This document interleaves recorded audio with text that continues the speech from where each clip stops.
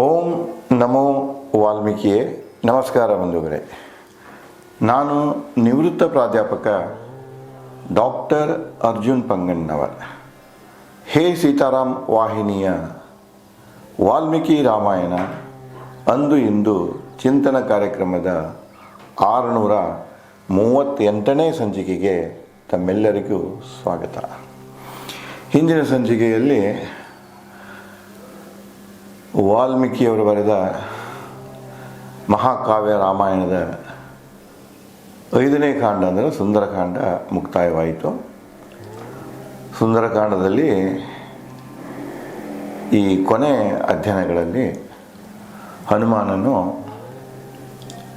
ರಾಮನಿಗೆ, ಸುಗ್ರೀವನಿಗೆ, ಲಕ್ಷ್ಮಣನಿಗೆ ಸೀತೆಯು ಲಂಕೆಯಲ್ಲಿ ಇದ್ದಂಥ ಸುಳುವನ್ನು ಕೊಡ್ತಾರೆ. ಅಷ್ಟೇ ಅಲ್ಲ, ಹನುಮಾನನು ಸೀತೆಯು ಹೇಳಿದಂತೆ ರಾಮನ ಮುಂದೆ ಪದೇ ಪದೇ ಆ ಶಬ್ದಗಳನ್ನು ಹೇಳ್ತಾನೆ. ರಾಮ ಸ್ವತಃ ಲಂಕೆಗೆ ಬಂದು ರಾವಣನ ಜೊತೆಗೆ ಯುದ್ಧ ಮಾಡಿ ಯುದ್ಧದಲ್ಲಿ ಅವನನ್ನು ವಧಿಸಿ ಅವನ ಬಂಧನದಿಂದ ಬಿಡುಗಡೆ ಮಾಡಿ ಸ್ವತಃ ರಾಮನೇ ತಗೊಂಡು ಹೋಗ್ಲಿಕ್ಕೆ ಹೇಳು ಅಂತ ಹೇಳ್ತಾರೆ. ಆ ಒಂದು ಮೆಸೇಜನ್ನು, ವಾರ್ತೆಯನ್ನು ಹನುಮಂತಂದು ಮುಟ್ಟಿಸ್ತಾನೆ. ಇನ್ನು ಈ ಮಹಾಕಾವ್ಯ ರಾಮಾಯಣದ 6ನೇ ಕಾಂಡ ಯುದ್ಧಕಾಂಡ. ಯುದ್ಧಕಾಂಡದಲ್ಲಿ 128 ಸರ್ಗಗಳು ಅಂದರೆ ಅಧ್ಯಾಯಗಳಿವೆ. 128. ಬಹಳಷ್ಟು ಜನ ವಿದ್ವಾಂಸರು ಅಂತಾರೆ.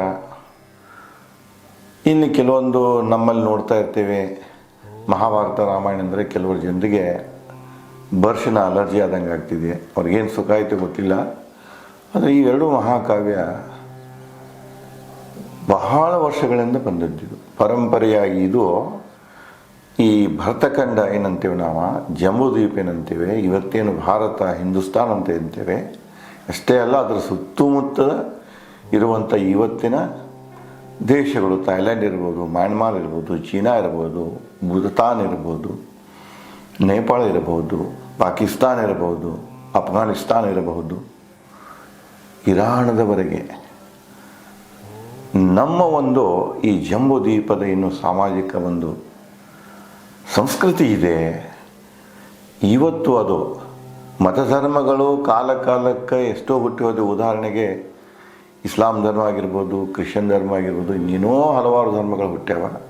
ಇನ್ನು ಕೆಲವೊಂದು ಪ್ರಾಚೀನ ಭಾರತದ ಸನಾತನ ಧರ್ಮದಷ್ಟೇ ಪ್ರಾಚೀನ ಧರ್ಮಗಳನ್ನು ಇವೆ. ಸಮಕಾಲೀನ ಧರ್ಮಗಳಿವೆ. ಧರ್ಮ ಅಂದರೆ ಇಲ್ಲಿ ಫೇತ್ ಅಲ್ಲ, ಮತಧರ್ಮ ಅಲ್ಲ. ಇದು ಮತಧರ್ಮಕ್ಕಿಂತ ಭಿನ್ನ. ಅಂದ್ರೆ ಕಂಡಕ್ಟ್, ಇದು ಯಾವುದಂದರೆ ಕೋಡ್ ಆಫ್ ಕಂಡಕ್ಟ್. ಇದು ಸಾಮಾಜಿಕ code of conduct, political code of conduct, ಆರ್ಥಿಕ ಕೋಡ್ ಆಫ್ ಕಂಡಕ್ಟ್. ಬದುಕಿನ ಎಷ್ಟು ವ್ಯವಸ್ಥೆಗಳನ್ನು ನಾವು ಮಾಡಿಕೊಂಡೇವಲ್ಲ, ಆ ಪ್ರತಿಯೊಂದು ವ್ಯವಸ್ಥೆಯೂ ಕೂಡ ಈ ನಿಯಮಗಳಂತೆ ನಡೆಯಬೇಕು ಅನ್ನುವಂಥ ಫಂಡಮೆಂಟಲ್ ಲಾ ಅಂತ ಕರಿತೇವೆ, ಕಾನೂನುಗಳಂತ ಕರಿತೇವೆ, ಮೂಲಭೂತ ಕಾನೂನುಗಳಂತಲೂ ಕರಿತೇವೆ. ಇದು ಪರಂಪರೆಯಾಗಿ ಬಂದಿದ್ದು. ಇದೆಲ್ಲನೂ ಮಹಾಭಾರತ ರಾಮಾಯಣದಲ್ಲೇ ಹಾಸುಹೊಕ್ಕಾಗಿವೆ. ಇವು ಕಟ್ಟುಕತೆನೋ, ಪುರಾಣದ ಕಥೆಗಳು, ಇತಿಹಾಸಗಳು. ಯಾಕಂದರೆ ಈ ಹಿಂದಿನ ಪುರಾಣ ಅಂದ್ರೇ ಗತ ಇತಿಹಾಸ. ಅದು ಇವು ಸರಿಯೋ ತಪ್ಪೋ ಬಹಳಷ್ಟು ಅಧ್ಯಯನ ಮಾಡಬೇಕು. ಯಾಕಂದರೆ ನಾವು ಮೊದಲಿಗರಲ್ಲ ಇವನು ಅಧ್ಯಯನ ಮಾಡೋರು. ನಮ್ಮ ಹಂಗೆ ಈಗಿಂದ ಕ್ರಿಸ್ತಿ ಪೂರ್ವ ಇದು ಅಥವಾ ಇತಿಹಾಸ ಅವಧಿಯನ್ನು ತಗೊಳ್ಳಿ, ಇತಿಹಾಸ ಪೂರ್ವ ಅವಧಿ ಬಿಟ್ಟು ಇತಿಹಾಸೋತ್ತರ ಅವಧಿಯನ್ನು ತಗೊಳ್ಳಿ, ಸುಮಾರು ಹೆಚ್ಚು ಕಡಿಮೆ 3200 BC ಬರ್ತದೆ. ಈ ಕಡೆನ ಲಿಖಿತ ನಮಗೇನು ಎವಿಡೆನ್ಸ್ ಸಿಕ್ಕಲ್ಲ. ಇದನ್ನೇ ನಾವು ನೋಡಿದಾಗ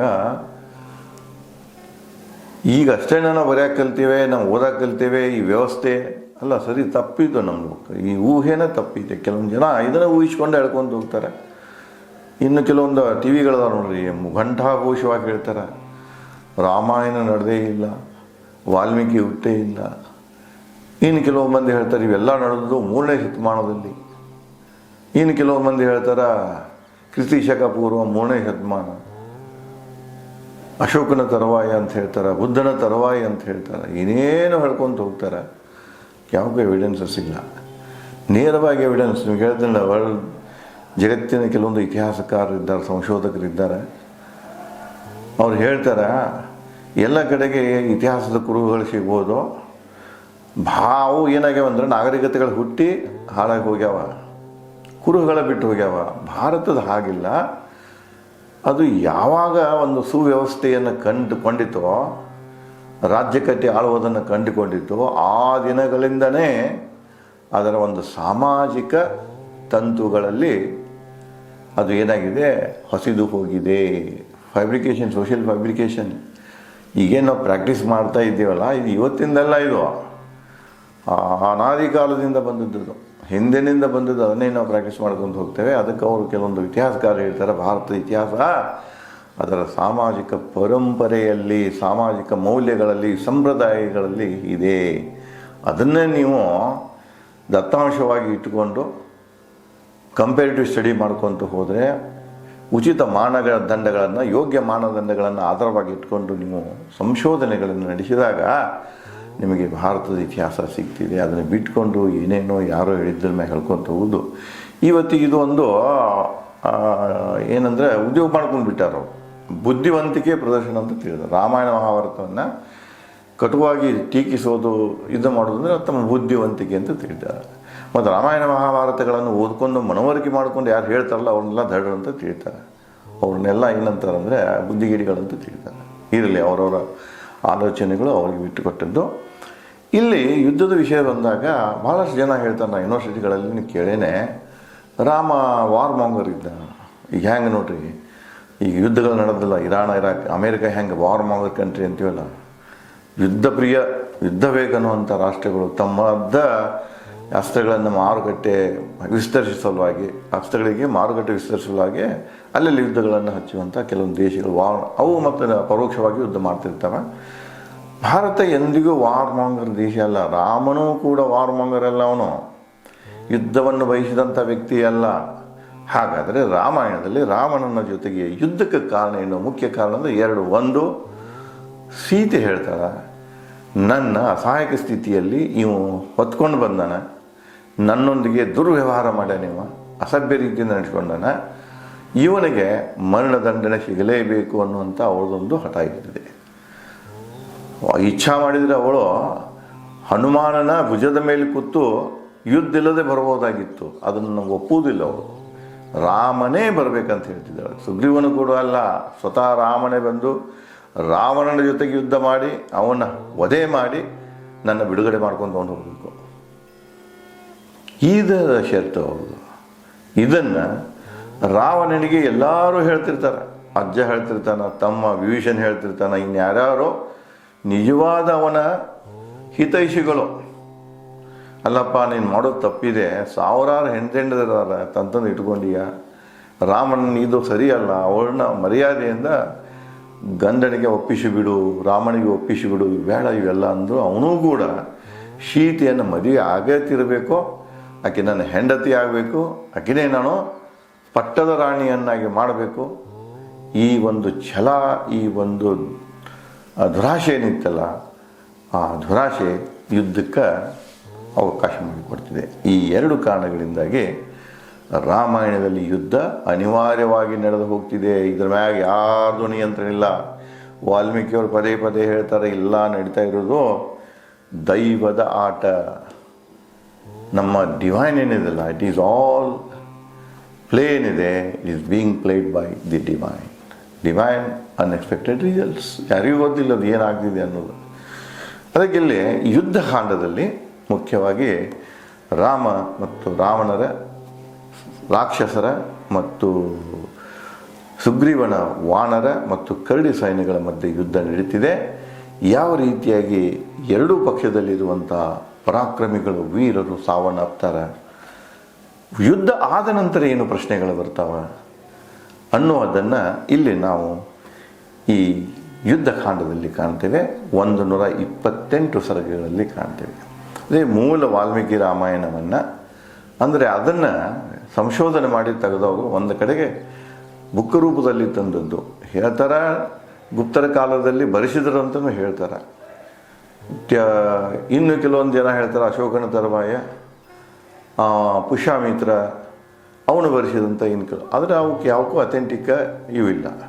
ಅದರ ದೇವನಾಗರಿ ಲಿಪಿ ಬಂದದ್ದು 4ನೇ ಶತಮಾನದಲ್ಲಿ.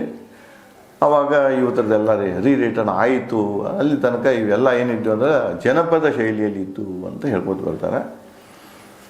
ಆದರೆ ಇಲ್ಲೇ ಈಗೇನು 18ನೇ ಶತಮಾನದಾಗ ಆವಾಗ ಗ್ರಿಫಿತ್ ಅನ್ನೋರು ಇಂಡಿಪೆಂಡೆಂಟಾಗಿ ಅಧ್ಯಯನ ಮಾಡಿಕೊಂಡು ಎಲ್ಲ ಭಾಷೆಗಳನ್ನ ಪಾಲಿ ಪ್ರಾಕೃತ ಇವನ್ನೆಲ್ಲನೂ ಅಧ್ಯಯನ ಮಾಡಿಕೊಂಡು ಒಂದು ಕಡೆಗೆ ಶೇಖರಣೆ ಮಾಡಿ, ಅದೇ ವೇಳೆಯಲ್ಲಿ ವೆಸ್ಟ್ ಬಂಗಾಲದ ಎನ್ ದತ್ ಅನ್ನೋರು ಅಧ್ಯಯನ ಮಾಡಿ ಏಕಕಾಲಕ್ಕೆ ವಾಲ್ಮೀಕಿ ರಾಮಾಯಣವನ್ನು ಎಲ್ಲೆಲ್ಲಿ ಸಿಗ್ತಲ್ಲ ಅಲ್ಲೆಲ್ಲ ಒಟ್ಟುಗೂಡಿಸಿ ಒಂದು ರೂಪ ಕೊಟ್ಟು ಜನರ ಕೈಗೆ ಕೊಡ್ತಾರೆ.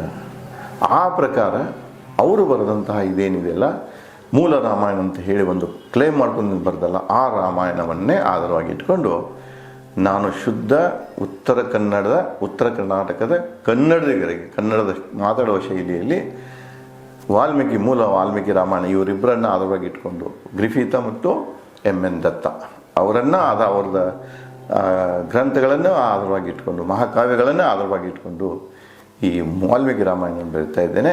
ಅದಕ್ಕೆ ಯುದ್ಧಕಾಂಡದಲ್ಲಿ ಏನು ಬರ್ತಿದೆ ಅನ್ನೋದನ್ನು ನಾನು ಮುಂದಿನ ಸಂಚಿಕೆಯಿಂದ ತಮ್ಮಲ್ಲಿ ಹಂಚಿಕೊಳ್ಳುತ್ತೇನೆ. ಧನ್ಯವಾದಗಳು.